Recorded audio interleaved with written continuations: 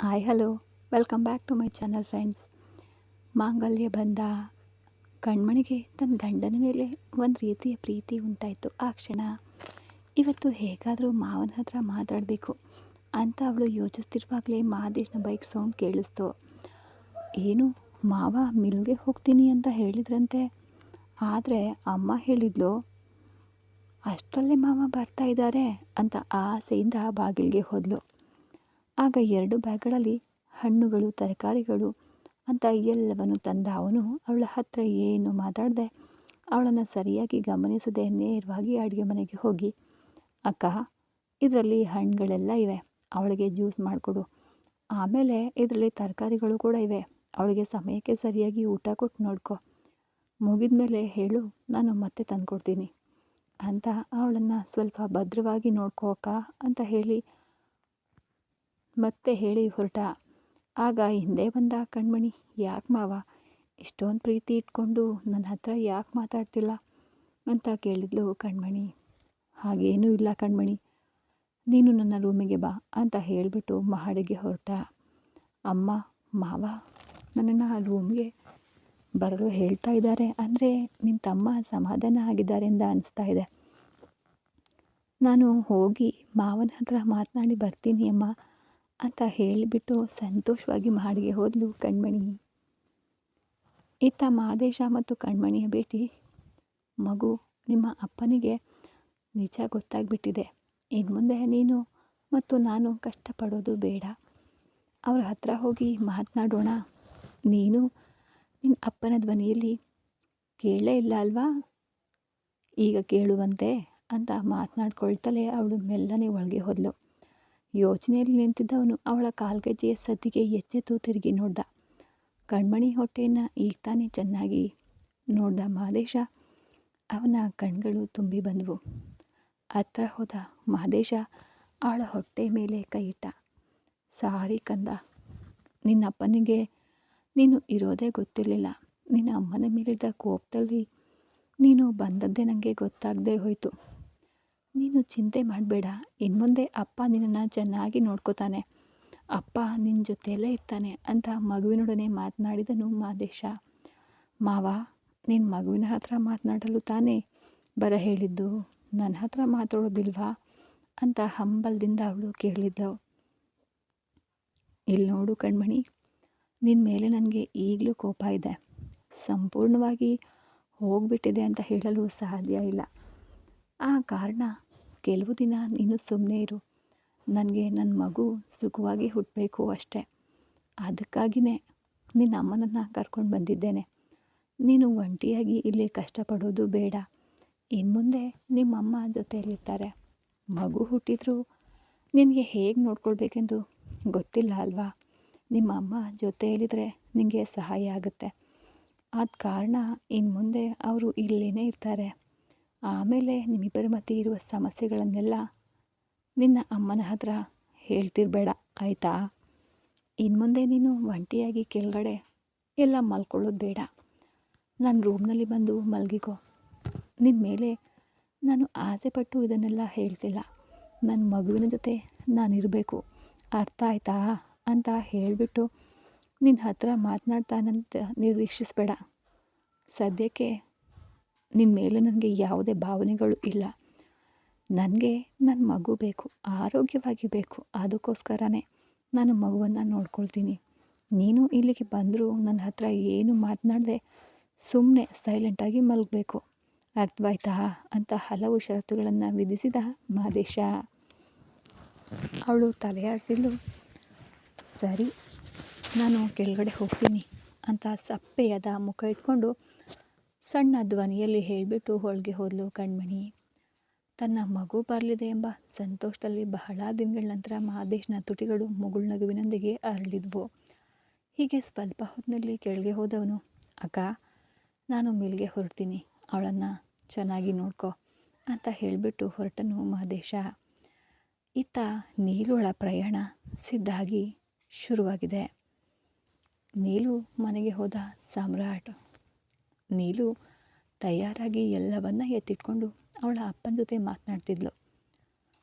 ಸಾಮ್ರಾಟ್ ಮನೆಗೆ ಹೋದ ನಂತರ ಅಪ್ಪ ಮಾವ ಬಂದಿದ್ದಾರೆ ಅಂದಾಗ ಸರಿಮಾ ನಿನ್ನನ್ನು ನೋಡಲು ಬಂದಿರಬೇಕು ಅಂತ ಅವರು ಹೇಳಿಬಿಟ್ಟು ಬಾಗಿಲಿಗೆ ಹೋದರು. ಸಾಮ್ರಾಟ್ ಇಳಿದು ಒಳಗಡೆ ಬಂದ. ಬಾ ಸಾಮ್ರಾಟ್ ಅಂದರು. ನೀಲು ಎಲ್ಲಿದ್ದಾಳೆ ಮಾವ ಅಂದಾಗ ನೀಲು ಕೂಡ ಬಂದಳು. ಏನು ನೀಲು ಹೀಗೆ ಏಕಾಏಕಿ ನೀನು ಚೆನ್ನೈಗೆ ಹೋಗ್ತೀಯ ಅಂತ ಮಾವ ಹೇಳ್ತಿದ್ದಾರೆ. ನಿನ್ನಿಂದ ಒಂಟಿಯಾಗಿ ನಿಭಾಯಿಸಲು ಸಾಧ್ಯವಾ? ನೀನು ಏನಾದರೂ ಮನಸ್ಸಲ್ಲಿ ಇಟ್ಕೊಂಡು ಹೀಗೆ ಒಂಟಿಯಾಗಿ ಕಷ್ಟಪಡಬೇಡ. ಇಲ್ಲೇ ಇರು. ಈಗಲೇ ಕೆಲಸಕ್ಕೆ ಹೋಗಬೇಕಾದ ಅವಶ್ಯಕತೆ ಆದರೂ ನಿನಗೆ ಏನಿದೆ ಅಂತ ಸಾಮ್ರಾಟ್ ಕೇಳಿದ. ನೀನು ಹಾಗೆ ಕೇಳು ಸಾಮ್ರಾಟ್. ನಾನು ಕೇಳಿದರೆ ನಿಮ್ಮ ಮಾವ ನನ್ನ ಹತ್ರ ಜಗಳಕ್ಕೆ ಬರ್ತಾರೆ ಅಂತ ಶಾಂತಿ ಹೇಳಲು, ಏನಕ್ಕ ನಿನಗೆ ಇದರಲ್ಲಿ ಸಂಬಂಧ ಇಲ್ವಾ ಅಂದನು ಸಾಮ್ರಾಟ್. ಅದು ಹೇಗೆ ಸಾಧ್ಯ? ನಮ್ಮ ಮನೆಯಲ್ಲಿ ಹೆಣ್ಮಕ್ಳನ್ನು ಓದಲು ಅಂತಾನೆ ಬೇರೆಯವರಿಗೆ ಕಳಿಸೋದಿಲ್ಲ. ಇವಳು ನೋಡಿದ್ರೆ ಪಟ್ಟಣಕ್ಕೆ ಹೋಗಿ ಕೆಲಸಕ್ಕೆ ಹೋಗ್ತೀನಿ ಅಂತ ಹೇಳ್ತಿದ್ದಾಳೆ. ಹೇಗೆ ಕಳುಹಿಸಲು ಸಾಧ್ಯ ಅಂತ ಶಾಂತಿ ಹೇಳಲು, ನೀನು ಸುಮ್ಮನೆ ಬಾಯಿ ಮುಚ್ಕೊಂಡು ನಿಲ್ಲು. ನನ್ನ ಮಗಳಿಗೆ ಯಾವುದು ಸರಿ ಯಾವುದು ತಪ್ಪು ಅಂತ ಗೊತ್ತಿದೆ ಅಂತ ಕೋಪದಿಂದ ನೀಲುನ ಅಪ್ಪ ಮಾತನಾಡಿದರು. ಸರಿ, ಏನು ನೀಲು, ನಾನು ಕೇಳಿದ ಪ್ರಶ್ನೆಗೆ ಉತ್ತರವೇ ಹೇಳಲಿಲ್ಲ ಅಂತ ಸಾಮ್ರಾಟ್ ಕೇಳಲು, ಹಾಗೆಲ್ಲ ಏನಿಲ್ಲ ಮಾವ, ನನಗೆ ಮನಸ್ಸಿಗೆ ಕಷ್ಟ ಆಗ್ತಿದೆ ಅನ್ನೋದು ನಿಜವೇ. ಅದಕ್ಕಾಗಿ ನಾನು ಊರು ಬಿಟ್ಟು ಹೋಗಬೇಕು ಅಂತ ಅಂದ್ಕೊಳ್ಳಿಲ್ಲ. ಇನ್ನೂ ಸ್ವಲ್ಪ ದಿನಗಳಲ್ಲಿ ನಿಮ್ಮ ತಮ್ಮನಿಗೆ ಮದುವೆ. ನಾನು ಇಲ್ಲಿದ್ರೆ ಸರಿ ಬರೋದಿಲ್ಲ.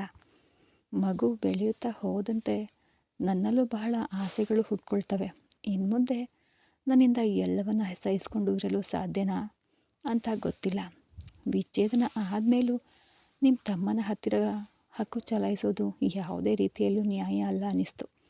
ಒಳ್ಳೆಯ ಕೆಲಸ ಸಿಕ್ಕಿದೆ, ಭವಿಷ್ಯಕ್ಕೂ ಒಳ್ಳೆಯದು ಅಂತ ಅನ್ನಿಸ್ತು. ಅದಕ್ಕಾಗಿಯೇ ಹೋಗ್ತಿದ್ದೇನೆ.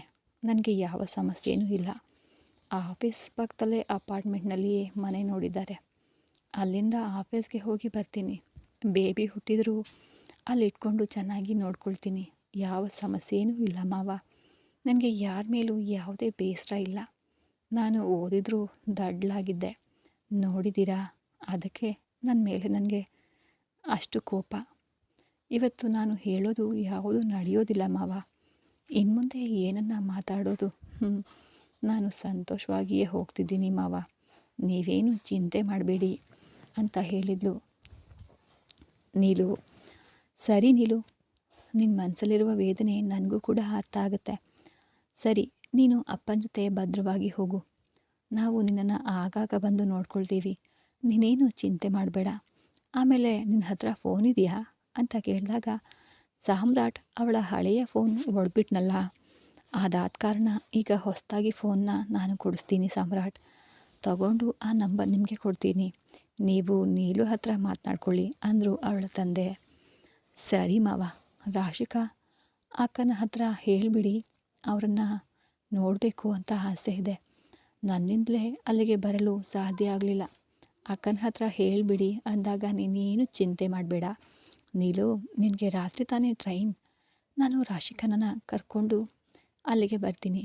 ನೀನು ಚಿಂತೆ ಮಾಡದೆ ಧೈರ್ಯವಾಗಿರು ಅಂದ ಸಾಮ್ರಾಟ್.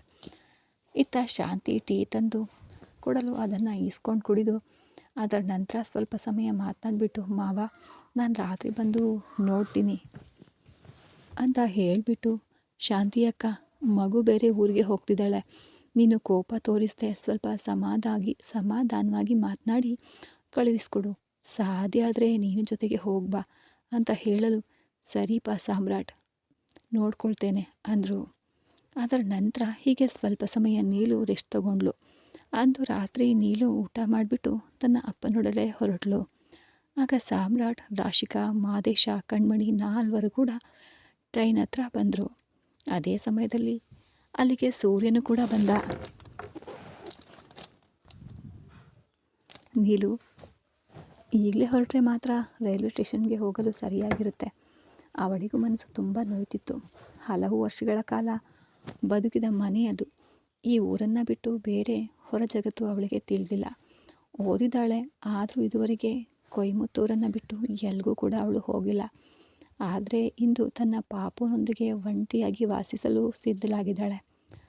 ತನ್ನ ಬ್ಯಾಗ್ನೆಲ್ಲ ತೆಗೆದುಕೊಂಡು ಹಾಲ್ಗೆ ಬಂದವಳು, ಅಪ್ಪ ಒಂದು 5 ನಿಮಿಷದಲ್ಲಿ ಬರ್ತೀನಿ ಅಂತ ಹೇಳಿ ಮತ್ತೆ ತನ್ನ ಕೋಣೆಯೊಳಗಡೆ ಹೋದಳು. ನೀಲು ಅವಳ ಬ್ಯೂರೋ ಬ್ಯೂರೋದಲ್ಲಿದ್ದ ತನ್ನ ಮದುವೆಯ ಆಲ್ಬಮ್ ತೆಗೆದ್ಲು. ಅದನ್ನು ನೋಡುವಾಗ ಅವಳಿಗೆ ಅಷ್ಟು ನೋವಾಯಿತು. ಮದುವೆಗೆ ಸಂತೋಷದಿಂದ ತಯಾರಾದವಳು ಮದುವೆ ದಿನ ಮುಖ ಬಾಡಿ ಹೋಗಿತ್ತು. ಆ ಫೋಟೋವನ್ನು ನೋಡುವಾಗ ಅವಳ ಮುಖದಲ್ಲಿನ ವೇದನೆ ಸ್ಪಷ್ಟವಾಗಿ ಕಾಣ್ತಾ ಇತ್ತು. ಸೂರ್ಯ ಸಂತೋಷದಿಂದ ತಾಳಿ ಕಟ್ಟಿದ್ದ. ಸಂಬಂಧಿಕರೆಲ್ಲರೂ ಅದರಲ್ಲಿ ಖುಷಿಯಾಗಿಯೇ ಇದ್ದರು. ಒಂದಾದ ಮೇಲೊಂದರಂತೆ ಎಲ್ಲ ಫೋಟೋಗಳನ್ನು ನೋಡಿದವಳಿಗೆ ಯಾಕೋ ಅದನ್ನು ತಗೊಂಡು ಹೋಗಬೇಕು ಅಂತ ಅನ್ನಿಸ್ಲಿಲ್ಲ. ಹಾಗೆಯೇ ಆಲ್ಬಮನ್ನು ಅಲ್ಲಿಯೇ ಬಿಟ್ಟು ಹೊರಗೆ ಬಂದಳು ನೀಲು. ಏನಮ್ಮ, ಯಾಕೆ ನೀನು ಒಂಥರ ಇದೆಯಾ ಅಂತ ಅವಳ ಅಪ್ಪ ಕೇಳಲು, ಏನೂ ಇಲ್ಲಪ್ಪ ಅಂದ್ಲು. ಈಗ ಅವಳ ಅಮ್ಮ ಬಂದು, ಇಲ್ಲಿ ನೋಡಿ ನೀಲು, ಏನೋ ಕೋಪದಲ್ಲಿ ಮಾತನಾಡಿಬಿಟ್ಟೆ, ನೀನು ಹೋಗಬೇಡಮ್ಮ, ಇಲ್ಲೇ ಇರು, ನಾನು ನಿನ್ನನ್ನು ನೋಡ್ಕೊಳ್ತೀನಿ ಅಂತ ಹೇಳಿದರು. ಅವಳು ಅಮ್ಮನ ಬಳಿ ಏನೂ ಮಾತೇ ಆಡಿಲ್ಲ. ವೈರಾಗ್ಯದಿಂದ ಮಾತನಾಡೋದನ್ನು ಬಿಟ್ಟು ಹೊರಗೆ ನಡೆದಳು ನೀಲು. ಮಾದೇಶ ಮತ್ತು ಸಾಮ್ರಾಟ್ ಮಾದೇಶನ ಮನೆಯಲ್ಲಿದ್ದ. ಸಾಮ್ರಾಟ್, ನೀನು ಹೇಳೋದನ್ನೆಲ್ಲ ಕೇಳುವಾಗ ನನಗೆ ತುಂಬ ಆಘಾತ ಆಗ್ತಿದೆ. ಸೂರ್ಯ ಹೇಗೆ ಹೀಗೆ ಮಾಡ್ದ? ಅವನಿಗೂ ನೀಲಿಗೂ ಸಮಸ್ಯೆ ಇದೆ ಅಂತ ಗೊತ್ತು, ಆದರೆ ಇಷ್ಟು ವಿವರಗಳೆಲ್ಲ ನನಗೆ ತಿಳಿದಿರಲಿಲ್ಲ ಕಣೋ ಅಂತ ವೇದನೆಯಿಂದ ಹೇಳ್ದ ಮಾದೇಶ. ಆಗ ಬಂದ ಕಣ್ಮಣಿ, ಪಾಪ ನೀಲು, ಸೂರ್ಯ ಮಾವನ ಮೇಲೆ ಪ್ರಾಣನೇ ಇಟ್ಟಿದ್ದಾಳೆ. ಅವರು ಕೂಡ ಹಾಗೇ ಕಾಲೇಜಿಗೆ ಕರ್ಕೊಂಡು ಬಂದು ಬಿಟ್ಟು ಹೋಗುವಾಗ ಕೂಡ ಮನಸ್ಸಿಲ್ಲದೆ ಹೋಗ್ತಾ ಇದ್ರು ಗೊತ್ತಾ. ಅವರು ಎಷ್ಟು ಅನ್ಯೋನ್ಯವಾಗಿದ್ದರು. ಆದರೆ ಈಗ ತಲಾ ಒಂದೊಂದು ದಿಕ್ಕಿನಲ್ಲಿ ಇದ್ದಾರೆ. ನೆನೆಸ್ಕೊಂಡ್ರೇ ತುಂಬಾ ದುಃಖ ಆಗ್ತಿದೆ ಅಂತ ಕಣ್ಣೀರಿಟ್ಲು ಕಣ್ಮಣಿ. ಆಗ ಬಂದ ಅಶ್ವಿನಿ, ಅಯ್ಯ ಸಾಮ್ರಾಟ್, ಸೂರ್ಯನ ಬಳಿ ನೀವೆಲ್ಲರೂ ಮಾತನಾಡಿ ನೋಡಬಹುದಿತ್ತಲ್ಲ. ಏನೇ ಆದರೂ ಅವರಿಬ್ಬರು ಬೇರೆಯಾಗಿರೋದು ಅವಳಿಗೆ ಎಷ್ಟು ಕಷ್ಟ. ಪಾಪ ನೀಲು ಮಗುವನ್ನು ಇಟ್ಕೊಂಡು ಒಂಟಿಯಾಗಿ ಹೇಗೆ ನಿಭಾಯಿಸ್ತಾಳೆ. ಆ ರೋಹಿಣಿ ಏನೋ ಕೈವಾಡ ಮಾಡಿದ್ದಾಳೆ. ಅದಕ್ಕೆ ಇಷ್ಟರ ಮಟ್ಟಿಗೆ ನಮ್ಮ ತಮ್ಮನೂ ಬದಲಾಗಿದ್ದಾನೆ. ನೆನೆಸ್ಕೊಂಡ್ರೆ ಹಾಗೇ ಮನಸ್ಸು ಕುದೀತಾ ಇದೆ. ಇಲ್ಲಿ ನೋಡಿ, ನೀವಿಬ್ಬರು ನೋಡಿ ಏನಾದರೂ ಮಾಡಬಹುದಲ್ಲ ಅಂತ ಅಶ್ವಿನಿ ಹೇಳಲು, ಅಕ್ಕ, ನಾನು ಕೂಡ ಸಾಕಷ್ಟು ಪ್ರಯತ್ನಪಟ್ಟು ನೋಡಿಬಿಟ್ಟಿದ್ದೀನಿ. ನನ್ನಿಂದ ಸ್ವಲ್ಪನೂ ಸಾಧ್ಯ ಆಗ್ತಿಲ್ಲ. ಏನು ಮಾಡೋದು ಅಂತ ಕೂಡ ತಿಳಿತಿಲ್ಲ. ಆ ಹುಡುಗಿ ಬಳಿ ನೀಲು ಮಾತನಾಡಿದ ನಂಬರ್ ಇಲ್ಲ, ಬೇರೆ ಹುಡುಗನ ಬಳಿ ಇದೆ. ಎಲ್ಲವನ್ನ ವಿಶ್ಲೇಷಿಸಿ ನೋಡಿದರೂ ಆ ಹುಡುಗಿಗೂ ಆ ಹುಡುಗನಿಗೂ ಯಾವುದೇ ಸಂಬಂಧ ಇಲ್ಲ. ರೋಹಿಣಿ ಫೋನ್ ನಂಬರನ್ನು ಕೂಡ ಸೂರ್ಯ ತಗೊಂಡು ಟ್ರ್ಯಾಕ್ ಮಾಡಲು ಕೊಟ್ಟಿದ್ದಾನೆ. ಆದರೆ ಆ ಹುಡುಗಿ ಮಾತನಾಡೋದೆಲ್ಲವೂ ರೆಕಾರ್ಡ್ ಮಾಡಿ ಕೇಳಿದ್ದಾನೆ. ಒಂದೇ ಒಂದು ಸಣ್ಣ ಸುಳಿವು ಕೂಡ ಇಲ್ಲ. ತುಂಬ ಬುದ್ಧಿವಂತಿಕೆಯಿಂದ ಹೀಗೆ ಮಾಡಿದ್ದಾಳೆ. ಈಗಲೂ ನೀಲುಗಾಗಿ ಮಾತ್ರ ನಾವು ಅವಳನ್ನು ಅನುಮಾನಿಸುವಂತಿದೆ. ಒಂದು ವೇಳೆ ಬೇರೆ ಯಾರಾದರೂ ಆಗಿದ್ದರೆ ಆ ಹುಡುಗಿ ಹಾಗೆ ಮಾಡೋದಳಲ್ವಾ, ಮಾಡ್ತಿದ್ದಾಳೇನೋ ಅಂತ ನಾವು ಯೋಚಿಸುವಂತಿದೆ. ನಮ್ಮ ಮನೆಯ ಹುಡುಗಿ ಅಂತ ನಂಬ್ತೇವೆ. ಆ ನಂಬಿಕೆಯಲ್ಲೇ ಆ ರೋಹಿಣಿ ಕೆಟ್ಟವಳಾಗಿದ್ದಾಳೆ ಅಂತ ನಮಗೆ ಅರ್ಥ ಮಾಡಿಕೊಳ್ಳಲು ಸಾಧ್ಯ ಆಗ್ತಿದೆ. ಆದರೆ ಸೂರ್ಯನಿಗೆ ಯಾಕೆ ಆ ನಂಬಿಕೆ ಇಲ್ಲ ಅಂದ. ಈಗ ಮಾದೇಶ, ಸಾಮ್ರಾಟ್, ಈಗ ಹೇಳಿದ್ನಲ್ಲ, ಯೋಚಿಸಿ ನೋಡಿದರೆ ನನಗೆ ಒಂದು ವಿಷಯ ಅನ್ನಿಸ್ತಿದೆ. ಆ ರೋಹಿಣಿ ಇಷ್ಟು ಸ್ಪಷ್ಟವಾಗಿದ್ದಾಳೆ ಅಂದರೆ ಆ ಜಾಗದಲ್ಲಿ ಖಂಡಿತ ತಪ್ಪಿದೆ ಎಂದರ್ಥ ಅಲ್ವೇ. ಸೂರ್ಯ ಒಬ್ಬ ಪೊಲೀಸ್ ಅಧಿಕಾರಿ. ಹಾಗಿರುವಾಗ ಅವನ ಬಳಿ ಸಿಕ್ಕಾಕೊಳ್ಬಾರ್ದು ಅಂತ ಆ ರೋಹಿಣಿ ಸ್ಪಷ್ಟವಾಗಿಯೇ ಗೊತ್ತು. ಎಷ್ಟು ದೂರ ಪ್ಲ್ಯಾನ್ ಮಾಡಿ ಮದುವೆಗೆ ಮುಂಚೆನೇ ಸಂಚು ಮಾಡಿದ್ದಾಳೆ ಅಂದರೆ ಈ 1.5 ವರ್ಷದಿಂದ ನೀಲು ನನ್ನ ಪಡಬಾರ್ದ ಪಾಡುಪಡಿಸಿದ್ದಾಳೆ ಅಂತಲೇ ಅರ್ಥ. ಅವಳು ಬೇರೆ ಏನಾದರೂ ಒಂದನ್ನು ಸ್ಪಷ್ಟವಾಗಿ ಮಾಡಿರಬೇಕು. ಸೂರ್ಯನ ಬಳಿ ಸಿಕ್ಕಿಬೀಳದೇ ಇರಲು, ಸಿಕ್ಕಿಬಿದ್ದರೆ ಹೇಗೆ ತಪ್ಪಿಸ್ಕೊಳ್ಬೇಕು ಅಂತಾನು ಸೂರ್ಯ ಯಾವ ದಾರಿಯಲ್ಲೆಲ್ಲ ಅವಳನ್ನು ಹುಡುಕಲು ಪ್ರಯತ್ನಿಸ್ತಾನೆ ಅಂತ ಎಲ್ಲವನ್ನ ಪಕ್ಕ ಅವಳು ತಿಳ್ಕೊಂಡು ಪ್ಲ್ಯಾನ್ ಮಾಡಿದ್ದಾಳೆ. ಅವಳು ಸ್ಪಷ್ಟವಾಗಿ ಮಾಡಿದ್ದಾಳೆ. ಇದನ್ನು ಹೇಗೆ ಹೊರಗೆ ತೆಗೋರೋದು ಅಂತ ತಿಳಿತಿಲ್ಲ ಅಂತ ಯೋಚಿಸಲು ಆರಂಭಿಸ್ತಿರುವಾಗ ಸಾಮ್ರಾಟ್ ಕೂಡ ಯೋಚಿಸಲು ಆರಂಭಿಸ್ದ. ಕಣ್ಮಣಿ ಯೋಚಿಸಿದ್ಲು. ಆಗ ಸಾಮ್ರಾಟ್, ಇವಳಿಗೆ ಅಹಿಂಸೆ ಆಗಿರೋದಿಲ್ಲ. ನಮ್ಮ ಸ್ಟೈಲ್ನಲ್ಲಿ ಎತ್ಕೊಂಡು ಹೋಗಿ ಕಟ್ ಹಾಕಿ ಚರ್ಮ ಸುಲಿದ್ರೆ ಸರಿಯಾಗಿಬಿಡುತ್ತೆ. ಹುಡುಗನಾಗಿದ್ದರೆ ಮಾಡಬಹುದಿತ್ತು. ಹುಡುಗಿಯಾಗಿ ಹೋಯಿತು. ಅದಕ್ಕೆ ಕೈಕಾಲು ಹಾಕಲು ಮುಜುಗರವಾಗ್ತಿದೆ. ಸರಿ, ಏನಾದರೂ ಒಂದು ದಾರಿ ಸಿಗುತ್ತಾ ಅಂತ ಅವನು ಹೇಳಲು, ಸಾಮ್ರಾಟ್, ನನಗೊಂದು ಯೋಚನೆ ಬರ್ತಿದೆ ಮಾದೇಶ. ಬಹುಶಃ ಇದಕ್ಕೆ ಮಾತ್ರನೇ ಆ ರೋಹಿಣಿ ಬೇರೆ ಯಾವುದಾದ್ರೂ ಫೋನ್ ಯೂಸ್ ಮಾಡ್ತಿದ್ದಾಳೋ ಏನೋ. ಆ ಫೋನ್ ಮೂಲಕ ಆ ಹುಡುಗನ ಬಳಿ ಕಾನ್ಫರೆನ್ಸ್ನಲ್ಲಿ ಹಾಕಿ ಆ ನಂಬರ್ ಮೂಲಕ ನೀಲು ಬಳಿ ಮಾತನಾಡಿದ್ದಾಳೋ ಏನೋ. ಯಾರಿಂದಲೂ ಕಂಡುಹಿಡಿಯಲು ಸಾಧ್ಯ ಇಲ್ಲ ಅಲ್ವಾ ಅಂತ ಹೇಳಲು, ಕರೆಕ್ಟ್ ಮಹದೇಶ, ಇದೇ ನಡೆದಿರಬೇಕು. ನಾನು ಈ ರೂಟ್ನಲ್ಲಿ ಯೋಚಿಸಲೇ ಇಲ್ಲ. ಖಂಡಿತ ಈ ರೀತಿ ಏನೋ ನಡೆದಿರಬೇಕು. ಒಂದು ವೇಳೆ ಆ ಹುಡುಗನ ನಂಬರ್ನಿಂದ ನೀಲುಗೆ ಕಾನ್ಫರೆನ್ಸ್ ಹಾಕಿ ರೋಹಿಣಿ ಅವಳ ಮೊಬೈಲಿಂದ ಮಾತನಾಡಿದರೆ ಖಂಡಿತ ಅದರ ಬಗ್ಗೆ ತಿಳಿಯೋದಿಲ್ಲ ಅಲ್ವಾ. ಹಾಗಾದರೆ ಅವಳ ಬಳಿ ಬೇರೆ ಮೊಬೈಲ್ ಇರಬೇಕು ತಾನೇ. ಅದನ್ನು ಕಂಡುಹಿಡಿಬೇಕಂದ್ರೆ ಏನು ಮಾಡೋದು? ಓಕೆ, ಈ ರೂಟ್ನಲ್ಲಿ ಹೋಗೋಣ. ಖಂಡಿತ ನಮಗೆ ಯಾವುದಾದ್ರೂ ಒಂದು ಕ್ಲೂ ಸಿಗುತ್ತೆ. ಸೂರ್ಯನ ಮದುವೆಗೆ ಮುಂಚೆ ಅವಳ ಮುಖವಾಡ ಕಳಿಸಿಬಿಡಬೇಕು. ಆಗಲೇ ಸೂರ್ಯ ನೀಲು ನನ್ನ ನಂಬ್ತಾನೆ, ಅವರ ಜೀವನವೂ ಕೂಡ ಚೆನ್ನಾಗಿರುತ್ತದೆ ಅಂದ. ಓಕೆ, ನಾನು ಕೂಡ ಪ್ರಯತ್ನಿಸ್ತೀನಿ, ನೀನು ಕೂಡ ಪ್ರಯತ್ನಿಸು. ಯಾವ ದಾರಿ ಸಿಕ್ಕರೂ ಸರಿ, ನುಗ್ಗಿ ನೋಡೋಣ. ಖಂಡಿತ ಸಾಧ್ಯ ಆಗುತ್ತೆ. ಅವಳೆಷ್ಟು ದೊಡ್ಡ ಚಾಲಾಕಿಯಾಗಿರಲಿ, ನಾವು ಎಷ್ಟೆಲ್ಲ ದೊಡ್ಡ ಕದೀಮ್ರನ್ನ ನೋಡಿರ್ತೀವಿ ಅಲ್ವಾ. ನಮ್ಮ ಮನೆಯ ಹುಡುಗಿಯ ಜೀವನ ಅವಳು ನಾವ ಅಂತ ನೋಡಿಬಿಡೋಣ ಅಂತ ಮಾದೇಶ ಹೇಳ್ದ. ಮಾವ, ಏನೇ ಆದರೂ ಪರವಾಗಿಲ್ಲ, ಸೂರ್ಯ ಮಾವನ ಮದುವೆ ಮಾತ್ರ ಆಗದಂತೆ ನೋಡ್ಕೊಳ್ಳಿ. ಪಾಪ ನೀಲು ಗರ್ಭಿಣಿಯಾಗಿರುವಾಗ ಹೆಣ್ಮಕ್ಳಿಗೆ ಗಂಡನ ಪ್ರೀತಿ ಬೇಕು. ಇಲ್ಲದೇ ಇದ್ದರೆ ಎಷ್ಟು ಕಷ್ಟ ಗೊತ್ತಾ. ಮಗು ಹುಟ್ಟುವಾಗ ಅವರಿಬ್ಬರು ಒಟ್ಟಿಗೆ ಇರಬೇಕು. ನೀವಿಬ್ಬರು ಸೇರಿ ಪ್ರಯತ್ನಿಸಿ, ಖಂಡಿತ ನಿಮ್ಮಿಂದ ಈ ಸಮಸ್ಯೆ ಸರಿಪಡಿಸಲು ಸಾಧ್ಯ ಆಗುತ್ತೆ ಮಾವ ಅಂದ್ಲು ಕಣ್ಮಣಿ. ಅವಳ ವೇದನೆ ಮಾದೇಶನಿಗೂ ಅರ್ಥ ಆಯಿತು. ಸರಿ ಅಕ್ಕ, ಕಣ್ಮಣಿಯನ್ನು ನೋಡ್ಕೊ. ನಾನು ಸಾಮ್ರಾಟ್ ಜೊತೆ ಹೊರಗೆ ಹೋಗಿ ನೀಲು ನನ್ನ ಊರಿಗೆ ಕಳಿಸ್ಬಿಟ್ಟು ಬರ್ತೀನಿ ಅಂದ. ಸರಿ ಮಾದೇಶ್, ಹಾಗೇ ಆಗಲಿ. ಮನೆಗೆ ಹೋಗಿ ರಾಶಿಗಳನ್ನು ಕರ್ಕೊಂಡು ಹೋಗಿಬಿಡೋಣ ಅಂತ ಸಾಮ್ರಾಟ್. ಅಯ್ಯೋ, ನನ್ನಿಂದ ನಿನ್ನ ಮನೆಗೆಲ್ಲ ಬರಲು ಸಾಧ್ಯ ಇಲ್ಲ. ಒಂದು ಕೆಲಸ ಮಾಡು, ನೀನು ರಾಶಿಗಳನ್ನು ಕರ್ಕೊಂಡು ಹಾಗೇ ಬಾ, ನಾನು ರೈಲ್ವೆ ಸ್ಟೇಷನ್ಗೆ ಬರ್ತೀನಿ ಅಂತ ಮಹದೇಶ ಹೇಳಲು, ಸರಿ ಅಂತ ಹೇಳಿ ಸಾಮ್ರಾಟ್ ಹೊರಡಲು, ಈಗ ಕಣ್ಮಣಿ, ಮಾವ, ನೀಲು ನನ್ನ ಅಕ್ಕನೇ ಆಗಿದ್ದರೂ ಅವಳು ನನ್ನ ಕ್ಲೋಸ್ ಫ್ರೆಂಡ್. ನನಗೆ ಅವಳನ್ನು ನೋಡಬೇಕು ಅಂತ ಅನ್ನಿಸ್ತಿದೆ. ನನ್ನನ್ನು ಕರ್ಕೊಂಡು ಹೋಗ್ತೀರಾ ಅಂತ ಕೇಳಲು, ಒಂದೇ ಬೆರಳಿನಿಂದ ಹಣೆಯನ್ನು ಉಜ್ಕೊಂಡವನು ಸ್ವಲ್ಪ ಹೊತ್ತು ಯೋಚಿಸ್ದ. ನಂತರ ಸರಿ ಆಯಿತು ಬಾ ಅಂದ. ಸರಿ ಮಾವ ಅಂತ ಸಂತೋಷದಿಂದ ಈಗ ಒಳಗೆ ಹೋದಲು. ಒಂದು ಸೀರೆಯನ್ನು ಉಟ್ಕೊಂಡು ಹೊರಗೆ ಬಂದಳು. ಸೀರೆಯ ಮೇಲ್ಭಾಗದಲ್ಲಿ ಕಾಣ್ತಾ ಇದ್ದ ಹೊಟ್ಟೆ ಅವನಿಗೆ ಏನೋ ಒಂದು ರೀತಿ ಭಾವನೆ ಮಾಡಿತು. ಆದರೂ ಆ ಭಾವನೆಗಳನ್ನು ಅಡಗಿಸ್ಕೊಂಡ ಮುಖದೊಂದಿಗೆ ತನ್ನ ಭಾವನೆಗಳನ್ನು ನಿಯಂತ್ರಿಸ್ಕೊಂಡು, ಸರಿ ಬಾ ಅಂದವನು, ಸ್ವಲ್ಪ ವೆಯ್ಟ್ ಮಾಡು, ಬೈಕ್ನಲ್ಲಿ ಬೇಡ ಅಂತ ಹೇಳಿ ಪ್ರಕಾಶ್ನಿಗೆ ಕರೆ ಮಾಡ್ದ.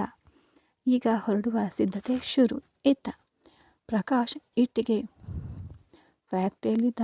ಏನು ಮಚ್ಚ, ಈ ಟೈಮ್ನಲ್ಲಿ ಕಾಲ್ ಮಾಡಿದ್ದಾನೆ, ಒಂದು ವೇಳೆ ಎಣ್ಣೆ ತರಲು ಹೇಳ್ತಾನೋ ಏನೋ ಅನ್ನೋ ಯೋಚನೆಯಲ್ಲಿ ಫೋನ್ನ ಅಟೆಂಡ್ ಮಾಡ್ದ. ಹೇಳು ಮಚ್ಚ ಅಂದ. ಪ್ರಕಾಶ್, ಕಾರ್ ತಗೊಂಡು ಮನೆಗೆ ಬಾ ಅಂದ. ಅವನು ಸರಿ ಕಣೋ ಮಚ್ಚ ಅಂತ ಹೇಳಿ ಫೋನ್ ಇಟ್ಟ. ಮಾವ, ಬೈಕ್ನಲ್ಲಿ ಹೋಗ್ಬೋದಲ್ಲ ಅಂತ ಆಸೆಯಿಂದ ಕೇಳಿದ್ಲು. ಅವಳಿಗೆ ತನ್ನ ಗಂಡನ ತೋಳಿನ ಮೇಲೆ ಕೈ ಹಾಕಿ ಅವನ ಪಕ್ಕದಲ್ಲಿ ಕುಳಿತು ಹೋಗುವ ಆಸೆ. ಆದರೆ ಮಾದೇಶ ಬಿಗಿಯಾದ ಮುಖದೊಂದಿಗೆ, ಈ ತರಹ ಸಮಯದಲ್ಲಿ ಬೈಕ್ನಲ್ಲಿ ಎಲ್ಲ ಬೇಡ, ಅದು ಅಲ್ಲದೆ ನಾವು ಹೋಗಿ ಬರೋದು ತುಂಬ ಲೇಟ್ ಆಗುತ್ತೆ, ಕಾರೇ ಸೇಫ್ಟಿ ಅಂತ ಅವಳ ಮುಖವನ್ನು ನೋಡದೆ ಹೇಳಿ ಹೊರಗಿದ್ದ ಸೋಫಾದಲ್ಲಿ ಕುಳಿತ ಮಹದೇಶ. ಈ ಕತೆ ಮುಂದುವರಿಯೋದು. ಮುಂದೆ ಏನಾಗುತ್ತೆ? ನೀಲು ನಿಜವಾಗ್ಲೂ ಹೊರಟೆ ಹೋಗ್ತಾಳಾ? ಇವರೆಲ್ಲ ಹೋಗಿ ಕಳಿಸ್ಕೊಟ್ಟು ಬರ್ತಾರಾ? ಸೂರ್ಯ ಸುಮ್ಮನೆ ಇರ್ತಾನ ಇದನ್ನು ತಡಿಯಲ್ವಾ ಅಂತ ಮುಂದಿನ ಎಪಿಸೋಡಲ್ಲಿ ನೋಡೋಣ. ಅಲ್ಲಿವರೆಗೂ ಎಲ್ಲಿಗೂ ಕೂಡ ಧನ್ಯವಾದಗಳು.